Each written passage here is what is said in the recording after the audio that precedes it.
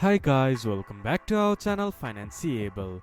Today in this video I'm going to show you how to close position in MetaTrader 5.